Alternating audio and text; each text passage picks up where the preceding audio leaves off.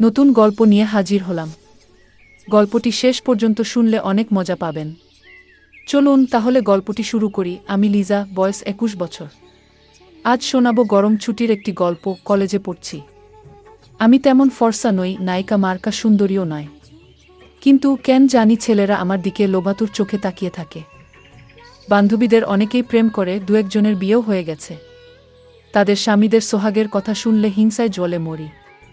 আমি তেমন সুন্দরী নই বলে হয়তো কেউ আমাকে প্রেমের প্রস্তাব দেয় না। আর আমি তো একটা মেয়ে, হাজার ইচ্ছা থাকলেও বেহায়ার মতো কোনো ছেলেকে গিয়ে প্রস্তাব দিতেও পারি না। ছেলেরা শুধু আমার শরীরের দিকে তাকায়। ওদের তাকানো দেখে বুঝতে অসুবিধা হয় না ওরা কি চায়।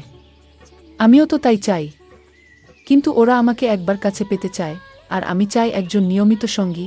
একবার আগুন লাগিয়ে হারিয়ে গেলে আমি আবার চাহিদা মেটাবো কি করে?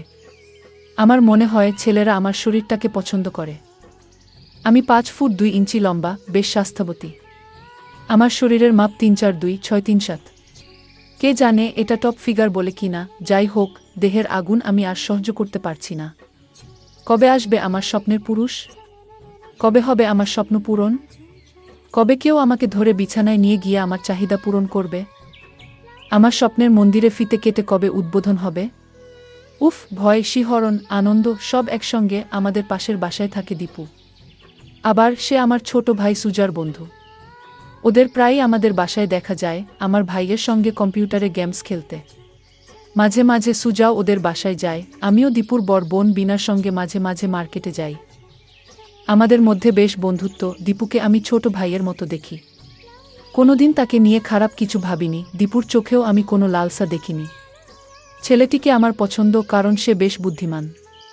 প্রায়ই সে বিভিন্ন ধাঁধা আর বুদ্ধির খেলায় আমাদের চমকে দিত। একদিন আমি কলেজে থাকা অবস্থায় মোবাইলে আমার ভাই সুজার ফোন এলো। সে বলল আব্বু আর আম্মু এক আত্মীয়ের বাড়িতে গেছে, ফিরতে একটু দেরি হবে। আমি আধা ঘন্টা পরে বাসায় ফিরলাম। আমার কাছে চাবি ছিল, তাই দরজা নক না করেই দরজা খুলে ফেললাম। দরজা খুলতেই কেমন অদ্ভুত এক শব্দ আমার কানে এলো। আমি আস্তে আস্তে দরজা আটকে সুজার রুমে উকি মারলাম। যা দেখলাম তাতে আমার নিঃশ্বাস বন্ধ হয়ে এলো। কম্পিউটারে বিদেশি ভিডিও চলছে আর দীপু তা দেখছে, কিন্তু আমার ভাই সুজাকে কোথাও দেখতে পেলাম না। নিঃশব্দে ওখান থেকে সরে অন্য রুমে গিয়ে দেখলাম সুজা কোথাও নেই। আমি সুজার মোবাইলে ফোন দিলাম এবং আস্তে আস্তে কথা বললাম, যাতে দীপু আমার আওয়াজ না পায়। জানতে পারলাম সুজা এইমাত্র মার্কেটে গেছে। কাছে কিছু গেমসের সিডি আনতে গিয়েছে এবং ফিরতে অন্তত 1 ঘন্টা লাগবে। সুজা দীপুকে বাসায় রেখে গেছে। আমিও বুদ্ধি করে ঠিক করলাম, আমি যে বাসায় চলে এসেছি এবং দীপুকে দেখেছি তা সুজাকে জানাব না। এখন আমার হাতে 1 ঘন্টা সময়। আর পাশের রুমে রয়েছে টকবগে তরুণ এক 16 বছরের কিশোর। আমি এখন কি করব? গিয়ে ধরা দেব? আচ্ছা, আমি গিয়ে বলার পরে যদি দীপু রাজি না হয়? যদি আমার ভাইকে বলে দেয়? কি লজ্জার ব্যাপার হবে। ছি ছি, শেষ পর্যন্ত ছোট ভাইদের বন্ধুর সঙ্গে এমন কিছু হলে আমি লজ্জায় মুখ দেখাতে পারবো না। ওদিকে পাশের ঘর থেকে ভিডিওর আওয়াজ আসছে। আমার অবস্থা এর মধ্যেই খারাপ হয়ে গেছে। আমার শরীরে এক অস্বস্তি অনুভব করলাম, খুব বিশ্রী লাগছে। তাড়াতাড়ি সালোয়ার খুলে নিজের পোশাক পরিবর্তন করে নিলাম। এরপর একটা তোয়ালে জড়িয়ে বাথরুমে ঢুকলাম, মাথায় ঠান্ডা পানি ঢাললাম। এরপর ফ্রেশ হয়ে বেরিয়ে এলাম। হঠাৎ আমার চোখ পড়ল বিছানার উপর। একটু আগে এখানে আমার পোশাক ছিল, সেটা কোথায় গেল? ভয় পেলাম। ঘরে ভূত আছে নাকি? তোয়ালে পেঁচানো অবস্থায় খুঁজতে লাগলাম। তখনই মনে পড়ল ঘরে তো আরেকজন আছে। আমি নিঃশব্দে সুজার ঘরে উকি দিলাম। এবার আরেক চমক দেখতে পেলাম। আমার আর বুঝতে বাকি রইল না এটা কার কাজ। আমার তো আনন্দের সীমা নেই। আমাকে ফাঁদ পেতে কিছু করতে হলো না, শিকার নিজেই ফাঁদে ধরা দিয়েছে। 1 মিনিট চিন্তা করে দেখলাম দীপুকে বশ করার জন্য কি করব। এরপর কাজে নেমে পড়লাম। দরজাটা ধাক্কা দিয়ে খুলে হঠাৎ ভেতরে ঢুকে পড়লাম। আমাকে দেখে দীপুর কি অবস্থা! সে কি করবে, কি লুকাবে বুঝে উঠতে পারছে না। আমার খুব হাসি পেলেও অনেক কষ্টে নিজেকে সংবরণ করলাম। দীপু বলছে, এসব কি হচ্ছে লিজা আপু? লিজা বলছে, দীপু, আমি জানতাম না তুমি এসব করো।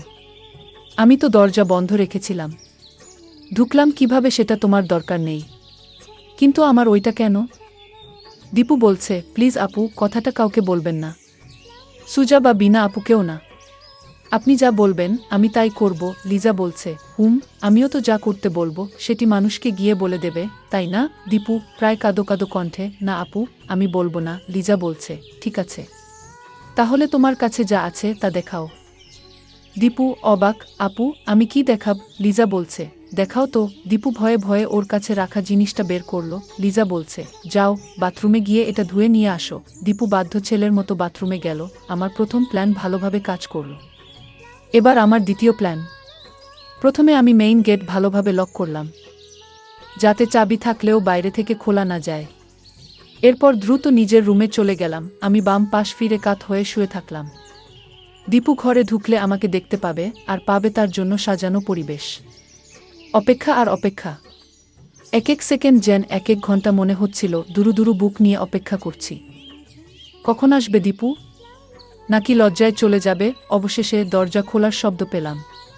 পেছনে তাকিয়ে দেখি দীপু। আমন্ত্রণসূচক একটি হাসি দিলাম আর মুখ ফিরিয়ে নিলাম।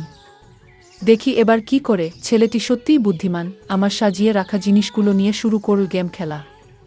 কি অসাধারণ তার প্রতিভা! গেমের প্রতিটি লেভেল যেভাবে খেলছে, মনে হচ্ছে এসব গেম তার আগে থেকেই জানা। আমার প্রথমবার ওর সঙ্গে গেম খেলতে ভয় লাগছিল, কিন্তু দীপু আমাকে সব শিখিয়ে দিল। এখন বুঝতে পারছি গেম খেলার আনন্দটাই আলাদা। বন্ধুরা, গল্পটি এখানেই সমাপ্ত করলাম। গল্পটি ভালো লাগলে একটি লাইক দিন এবং চ্যানেলটি সাবস্ক্রাইব করে দেবেন। দেখা হচ্ছে পরের ভিডিওতে।